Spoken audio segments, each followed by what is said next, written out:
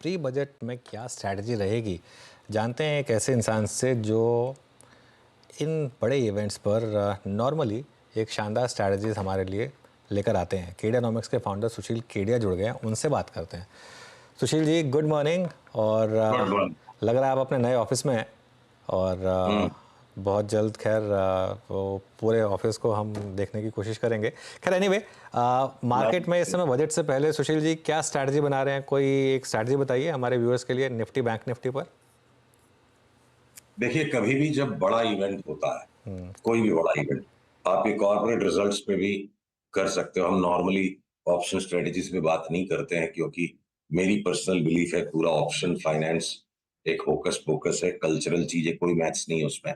फिर भी बड़े इवेंट्स पे जब भी न्यू इंफॉर्मेशन का डिसरप्शन आ सकता है, आप लॉन्ग वॉल स्ट्रेटजीज अगर खेलते हो और यहाँ पे डबल जोड़ा ट्रेड होगा। मैं हिंदी भाषी चैनल पर हूं तो डबल जोड़ा पेयर ट्रेड हम इसको कहेंगे।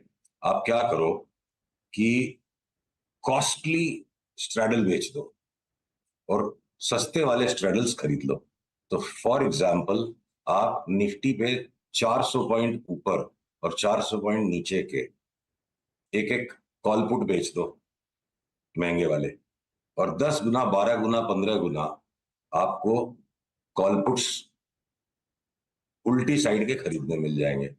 तो अभी से लेके इलेक्शन तक अगर वॉलेटिलिटी बढ़ेगी, जो बढ़ेगी, तो टाइम डीके इस स्ट्रेटजी को खा नहीं पाएगा। और जैसे ही एक ट्रेंड लेगा बाजार बड़ा, 300-400 पॉइंट झटके से निकल के अगर बाजार बड़ा ट्रेंड ले लेगा, तो दो में से एक साइड बड़ा पैसा बन जाएगा। ये ऑलमोस्ट लॉस फ्री स्ट्रेटजी होती है उनके लिए जो ट्रेंड आते के साथ बाकी के दो लेग काट देंगे। तो ये बड़े किसी भी इवेंट पर ये स्ट्रेटजी बिल्कुल फिट है, काम आती है। पर अगर हम साधारण मनुष्यों की बात करें और साधारण ही बन के काम करना ठीक है। ये ऑप्शन की ट्रेडिंग का झमेला, बहुत कम लोग पैसे उठा पाते हैं ऑप्शन ट्रेडिंग। 100 में से 99 लोग ऑप्शन में पैसा देते हैं।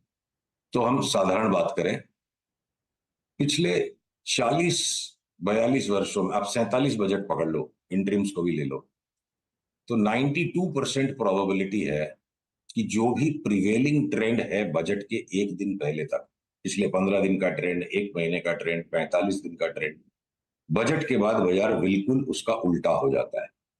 ऐसा क्यों होता होगा? जिस तरह के इमोशंस प्रिवेलिंग ट्रेडिंग में लोग किसी बड़े इवेंट के साथ बना लेते हैं, वो इमोशंस फुलफिल नहीं होते हैं। तो big events create a disenchantment, particularly the Indian budget. तो उसको मद्देनजर रखते हुए मुझे लगता है बजट के बाद अगर बहुत सारे सेक्टर्स को सरकार नए रूप में आई है, रिलीफ अगर देगी, तो प्री बजट रैली का इंतजार न करते हुए हम प्री बजट करेक्शन का माइंडसेट बना के बैठे हैं कि यहां से किसी भी टाइम करेक्शन आ जाए। पीसीआर से अनुरोध है, देखिए बैंक निफ्टी की इस चार्ट को मेरे स्क्रीन से दिखाएं। चार्ट अगर आ गई है तो मैं कहता हूं कि बैंक निफ्टी का देखिए, ये जो रिसेंट अप ट्रेंड लाइन है टूट चुका है, अप ट्रेंड चला गया है और लास्ट 11-12 सेशन में साइडवेज ट्रेंड में। इस ट्रेंड का जो लो पॉइंट है 52,230, उसको ये तोड़ दे तो बैंक निफ्टी एक अच्छा खासा करेक्शन दे सकता है। पर एक ट्रेंड लाइन टूट गई, पहला शॉर्ट आ गया। अब शॉर्ट को जो डबल करने का लेवल है 52,250, उसके नीचे जाए तो फिर ट्रेंड के हिसाब से बैंक निफ्टी शॉर्ट करने की है। निफ्टी में अभी भी थोड़ी सी गर्मी बनी हुई है। ये लास्ट 4 दिन से ही देखिए साइडवेज गया है और अभी भी ये बिल्कुल न्यू हाइस के करीब है। तो बैंक्स में करेक्शन आ जाए और आपके अडानी के स्टॉक चल जाएं, कुछ सीमेंट के स्टॉक्स चल जाएं, आईटी में भी थोड़ी जगह है, तो एक सेक्टोरल रोटेशन के हिसाब से बैंक्स का जो over bought over distributed stature है, शायद वहीं करेक्शन बने। बाकी बाजार का देखना पड़ेगा, बहुत एक्सेप्शनली स्ट्रांग मार्केट है। तो देखते हैं क्या होता है प्री बजट टेंडेंसी इस साल।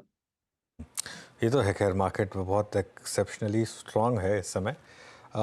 स्टॉक्स, टॉप स्टॉक्स क्या रहेंगे इस समय? सुशील, कोई स्टॉक स्पेसिफिक 2-3 स्टॉक्स जो इस समय सबसे अच्छे लग रहे हैं आपको?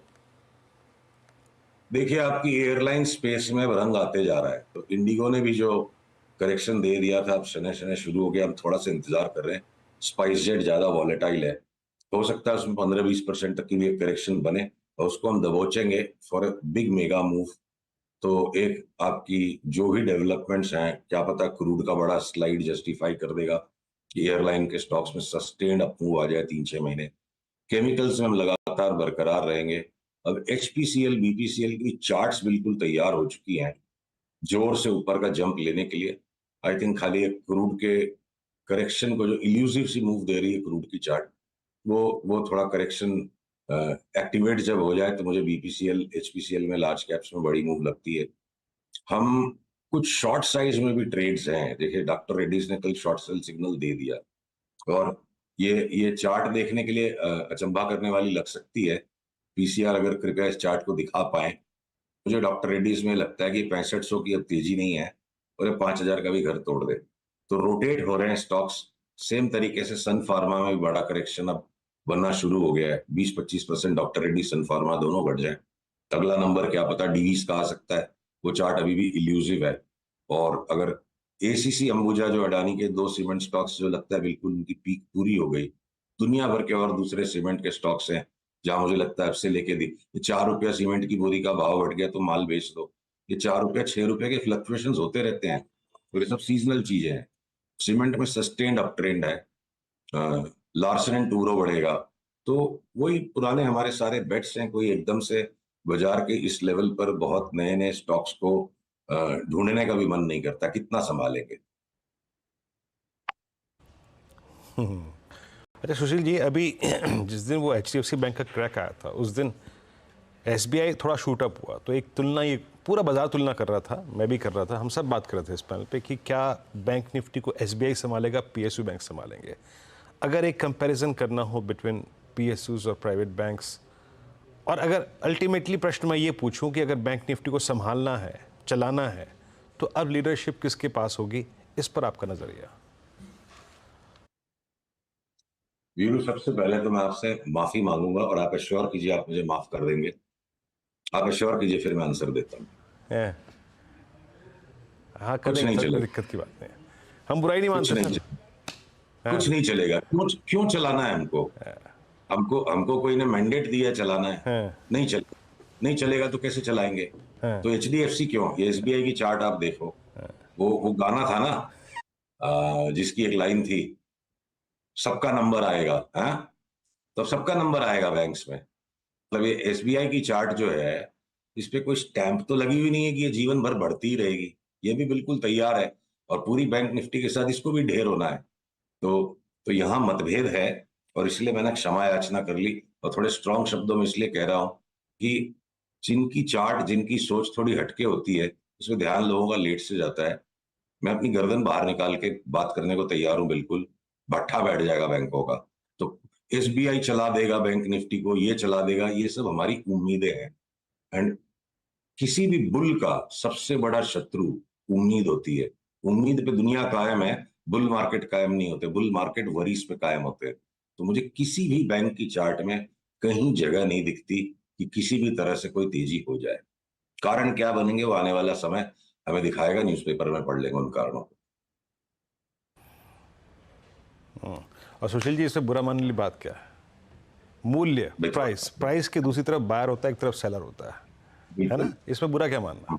ठीक है, आपका व्यू कुछ और है, मैंने प्रश्न जो पूछा यहाँ पे इस कुर्सी की गरिमा रखते हुए प्रश्न पूछा सर। अच्छा आंसर था आपका। हाँ, अग्रिम क्षमा याचना करती है। नहीं नहीं नहीं, ऐसी कोई बात नहीं है। अच्छा, आज मारुति में एक बहुत स्ट्रांग हुआ है, और मारुति पे आप 12,800, 12,500, 13,000 के जोन में एक स्ट्रांग सेलर थे। आज की ये कैंडल आपको क्या कह रही है? या फिर आज जो एक बड़ा, आई थिंक यूपी सरकार का निर्णय है, wave of I think registration fee on hybrid cars, ये ऑटो में मारुति सबसे ज़्यादा, अगर आप देखें, जिसे कहते हैं ना, आई मीन पेन में रहा ये स्टॉक। अभी मारुति पे आपका टेक? कृपया पीसीआर इस चार्ट को दिखाएं।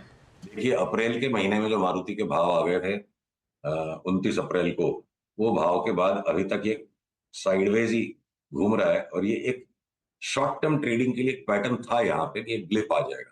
अब जब तक ये ऊपर की हरी लाइन 12,968 नहीं क्रॉस करे, यहाँ तो कोई मोमेंटम बायर नहीं लेवाली कर नहीं सकता है। और ये ब्रेकआउट भी अगर आ जाएगा तो हम फिर जब लार्जर वेव काउंट्स को जोड़ते हैं तो हमारे को भय है ये 14,000 जाए बिना क्या पता 9,000 की जगह है, ये बार बार इल्यूड कर रही है।